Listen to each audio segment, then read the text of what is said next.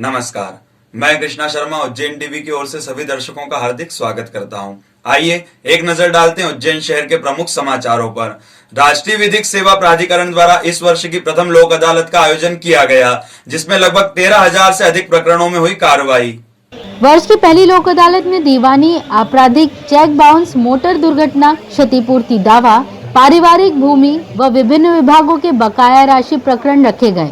लोक अदालत में 13,000 से अधिक प्रकरण निपटाने का लक्ष्य रखा गया। इसी दौरान पारिवारिक विवाद में पदमपुरा निवासी दंपति ने कुटुंब न्यायालय के प्रधान न्यायाधीश वी.के. गुप्ता की कोर्ट में तलाक की याचिका दाखिल की थी। नेशनल लोक अदालत में दोनों ने एक साथ रहने का फैसला किया। इसी प्रकार एक अन्य दंपति ने भी विवाद के बाद लोक अदालत के माध्यम से साथ रहने का फैसला किया। लोक अदालत की जानकारी देते हुए डिस्ट्रिक्ट जज R.K. वाणी ने बताया, जितने भी सब तरह के जो केसेस होते हैं वो हमने लोक अदालत में रखे हैं और मैंने अभी निरीक्षण किया तो मैंने पाया कि लोगों में बड़ा उत्साह है इसको लेके।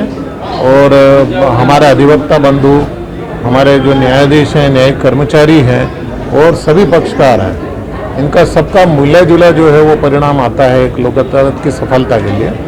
और मैं ये पा रहा हूँ कि सभी ने अपना पूरा योगदान दिया है और उम्मीद है कि ये लोक अदालत में बहुत अच्छा हमें एक फिगर सामने आएगा जिन केसेस का निराकरण होगा। लगभग कितने प्रकरण आज यहाँ पर प्रस्तुत किए गए हैं? प्रकरण अलग अलग कोर्टों में अलग अलग प्रकरण रखे हैं, लेकिन जो भी संभावित थे, जितने राजीनामा योग्य प्रकरण थे वो सारे के सारे रखे गए हैं। और हमारे अधिवक्तागण और पक्षकार भी उसमें शामिल हुए हैं और उन्होंने पूरा प्रयास करा है, हम लोगों की तरफ से भी है कि उनमें राजीनामा हो और खुशी खुशी सब लोग जो है वो अपने घर गए। जैसे यहाँ पे फैमिली कोर्ट में भी पति पत्नी के मैंने अभी 2 प्रकरण देखे हैं, तो बड़ा अच्छे से प्रेम भाव से उनका आपसी राजीनामा हो गया और अब दोनों साथ में घर जा रहे हैं, दोनों तलाक क्यों करने। ये बड़ी खुशी की बात है। और इस लोक अदालत का उद्देश्य भी यही होता है कि एक प्रेम भाव बढ़े आपस में। पक्षकार चाहे वो फैमिली कोर्ट के हों, मतलब वैवाहिक मामला हो या सांपत्तिक मामला हो, अगर वो प्रेम से हो जाए तो सबसे बढ़िया रहता है। लिटिगेशन का परमानेंट अंत होता है, स्थायी अंत। इधर MPEB द्वारा 30% की छूट का प्रचार करके उपभोक्ताओं को 20% की छूट दिए जाने का वकीलों ने विरोध किया व द्वितीय अपर जिला न्यायाधीश आदेश कुमार जैन को आपत्ति दर्ज कराई। इस संबंध में पूर्व बार अध्यक्ष पंडित योगेश व्यास का कहना कुछ यूं था। हमारा विरोध ये है कि शासन ने न्यायालय के माध्यम से यह वसूली शिविर लगा रखे, वसूली की जा रही है। किसी में 30% का बोल के बुला लिया, उनको कह रहे कि कोई 30% नहीं छूट नहीं है, किसी को 20% का। जब आपने लोक अदालत करी है तो उसमें समन शुल्क किस बात का ले रहे हैं आप? वो कह रहे हैं कि न्यायालय का शुल्क, तो न्यायालय का किस बात का शुल्क आप बताइए ना। गरीब जनता परेशान हो रही, आप हमारे न्यायालय की व्यवस्था का दुरुपयोग करके सिर्फ वसूली करना। लगभग कितने लोग यहाँ पर आज आए जो परेशान हो रहे हैं? कितने? मेरे ख्याल से 100% पीपल्स आर वेरी सफर्ड। किसी को कुछ छूट मिली क्या? किसी को कुछ नहीं, सिर्फ बेवकूफ बनाया जा रहा है कि लोक अदालत है, लोक अदालत है। कुछ नहीं है। जनता को घर से बुला लिया, मन मांगे बिल दे दिए, पैसे भरो, क्योंकि इनको तनख्वाह मिल रही है, इनको कोई परेशानी थोड़ी। ऊपर का के रुक जाते हैं। उज्जैन प्रेस क्लब द्वारा मालवा पत्रकारिता उत्सव के अंतर्गत सम्मान एवं पत्रकारिता की वर्तमान स्थिति पर चिंतन किया गया।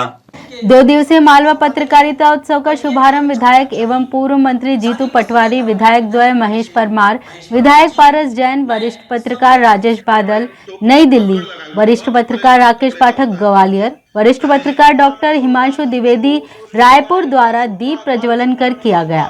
बालिकाओं द्वारा सरस्वती वंदना नृत्य के माध्यम से प्रस्तुत की गई। उज्जैन प्रेस क्लब अध्यक्ष विशाल हाड़ा द्वारा उपस्थित अतिथियों का सम्मान किया गया। कार्यक्रम में सांसद अनिल फिरोजिया ने व उच्च शिक्षा मंत्री डॉक्टर मोहन यादव ने अपनी उपस्थिति दर्ज कराई। अतिथि वक्ताओं ने पत्रकारिता का नया दौर व मीडिया की लक्ष्मण रेखा विषय पर अपने विचार व्यक्त किए। जनप्रतिनिधियों ने विभागीय बैठक में शहर विकास के कई मुद्दों पर की चर्चा। सड़क निर्माण, मार्ग चौड़ीकरण, ब्रिज आदि की हुई प्लानिंग। उच्च शिक्षा मंत्री डॉक्टर मोहन यादव, सांसद अनिल फिरोजिया, विधायक पारस जैन ने विभिन्न विभागों के साथ चर्चा करते हुए सड़क निर्माण, मार्ग चौड़ीकरण, कार्यक्रमों के लिए अस्थायी डोम, ब्रिज निर्माण आदि पर विस्तृत चर्चा करते हुए विभिन्न मतों के आधार पर निर्णय लिए। इस बाबत जानकारी देते हुए मंत्री यादव व सांसद अनिल फिरोजिया ने बताया। और कुल मिलाकर के विकासों का जिस प्रकार से यहाँ अभी उज्जैन में एक तरह सिलसिला चला है, इस सिलसिले को मजबूत करने के लिए और ख़ास करके बरसात पहले पहले बहुत बड़े बड़े काम जो खोले गए हैं उन कामों की मॉनिटरिंग की गई। उम्मीद कर रहे हैं कि इन कामों के माध्यम से बड़े पैमाने पर लाभ मिलेगा। खास करके जो राजमार्ग जा रहा है उसके बदले में अंदर के एकमुश्त मार्ग दूसरे बनना चाहिए ताकि अंदर के 4 लेन भी हमको लंबे समय तक लाभ दे। इसके साथ साथ जो माननीय विधायक जी ने और माननीय सांसद जी ने भी कई सुझाव उपयोगी दिए हैं। सारे विकास के जिस प्रकार के काम चल रहे हैं लगभग शहर के अंदर और शहर के आसपास मिलाकर के 5,000 करोड़ से ज़्यादा के काम चल रहे हैं। इन कामों को व्यवस्थित करते हुए इनका लाभ सबको मिले, इसी पे हमने बात की। इसका सार ये है कि उज्जैन नगर का विकास और सिंहास को भी ध्यान में रखना है। सबको ध्यान में रखते हुए जो चौड़ीकरण का विषय था उसके ऊपर चर्चा हुई, तो उनने एजेंसी तय कर दी है। 3 दिन बाद आएगी, सर्वे होगा कौन कौन सी प्रमुख मार्ग को चौड़ीकरण करना है। एक तो ये, दूसरा 15-15 करोड़ रुपए माननीय मुख्यमंत्री जी ने विधायकों को विकास कार्य के लिए दिए हैं।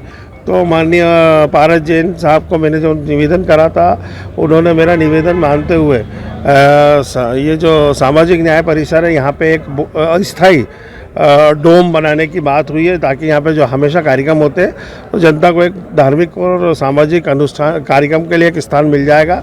एक यहाँ पे डोम बनाने का है। प्रमुख सड़कें हैं, कुछ उनने सड़कों के सुझाव दिए, वो है माननीय मोहन जी ने जो अभी ये हरी फाटक ब्रिज के यहाँ पे जो ज़मीन खाली कराई गई है, यहाँ पे वो एक डोम वहाँ पे वो मोहन जी के द्वारा दिया जा रहा है। ऐसे कई विकास कार्य के प्रस्ताव दिए गए हैं, कुछ नालों के दिए गए हैं, सड़कों के दिए गए हैं, ताकि आने वाले समय में उज्जैन की जनता को सौगात मिले। कॉमन सर्विस सेंटर अब ग्रामों की बिखरी हुई धरोहरों को सहेजेगा। केंद्र सरकार के माध्यम से मिलेगी ग्राम संस्कृति को नई पहचान। मेरा गांव मेरी धरोहर ऐप के जरिए अब कॉमन सर्विस सेंटर गांव के बिखरी धरोहरों को सहेजेगा। हर गांव का सर्वे कर धरोहरों की जानकारी केंद्र सरकार तक पहुंचाई जाएगी। फिर हर गांव की धरोहरों को कोई भी कहीं से देख और जान सकेगा। इससे आने वाले समय में गांव की संस्कृति को नई पहचान मिलेगी। सीएससी द्वारा संचालकों को ट्रेनिंग दी जा रही है। सर्वे के दौरान गांव की अपनी धरोहर, सांस्कृतिक विशेषता, रहन सहन की जानकारी दी जाएगी। नाम और फोटो के साथ वीडियो को ऐप पर अपलोड किया जाएगा। धरोहर के साथ ऐप सामाजिक कार्य और सुविधाओं की भी जानकारी देगा। कॉमन सर्विस सेंटर और केंद्रीय सांस्कृतिक मंत्रालय भारत सरकार के साझा सहयोग से पहली बार यह कार्य किया जा रहा है। इसे मेरा गांव मेरी धरोहर नाम दिया गया है। गांव के नागरिकों के सहयोग से गांव, ब्लॉक, जिले विशेष बनाए जाएंगे और उनकी खासियत को दर्ज किया जाएगा। इस सर्वे के दौरान गांव की खास पहचान क्या है, खास सांस्कृतिक विशेषता क्या है, गांव क्यों प्रसिद्ध है, यहाँ कौन सा प्रसिद्ध स्थान है, यहाँ की प्रसिद्ध किंवदंतियाँ, प्रसिद्ध व्यक्तित्व, विशेष पकवान, विशेष आभूषण, विशेष वस्त्र आदि के बारे में जानकारी दी जाएगी। इस बाबत जानकारी देते हुए सीएससी जिला प्रबंधक गौरव नागर ने बताया कि मेरा गांव मेरी धरोहर से लोग जानकारी पा सकेंगे। भारत सरकार के जो मंत्रालय है, संस्कृति मंत्रालय, उनके द्वारा एक अभियान आयोजित शुरू किया जा रहा है, मेरा गांव मेरी धरोहर। इस अभियान के तहत देश के प्रत्येक गांव का एक सांस्कृतिक सर्वे होना है। सांस्कृतिक सर्वे मतलब उस गांव का की संस्कृति क्या है, वहाँ की विशेषता क्या है, विभिन्नताएं क्या है उस गांव की, वहाँ का खान पान, रहन सहन, कोई ऐतिहासिक महत्व, ऐसी सभी जो धरोहर है हमारे गाँव की, उनको एकत्रित करना, उनको एक एप्लीकेशन पे इकट्ठा करना और उसका एक सेंट्रलाइज्ड डेटाबेस बनाना। यानी हमारे देश की हर गांव की क्या अलग अलग विशेषताएं हैं वो उस ऐप पर इकट्ठी हो सके। और भारत सरकार द्वारा यह कार्य सीएससी को दिया गया है, कॉमन सर्विस सेंटर को। और यहाँ जो आज बैठक हो रही है ये हमारे सीएससी के कॉमन सर्विस सेंटर के वीएलई भाई बहन हैं, जिन्हें इस कार्य को कैसे करना है इसका प्रशिक्षण दिया जाना। मंदिरों में गूंज रहे हैं फाग के गीत। फागुन माह में छा रही है उत्सव की बहार। गजलक्ष्मी मंदिर में भी मनाया जा रहा है फाग उत्सव। फागुन के महीने में उत्सव की बहार आ रही है। मंदिरों में फाग गीत गूंज रहे हैं और फूल व गुलाल वातावरण में उड़ रहे हैं। महिला मंडल भी विभिन्न मंदिरों में फाग गीतों के साथ उत्सव मना रही है। गजलक्ष्मी मंदिर में फाग उत्सव बड़े ही धूमधाम से मनाया गया। बड़ी संख्या में उपस्थित महिलाओं ने फाग गीत गाए। प्रतिवर्ष होली के पहले फाग उत्सव मनाया जाता है। इस अवसर पर 51 किलो फूलों से मंदिर को सजाया गया। साथ ही 101 लीटर ठंडाई का वितरण भी किया गया।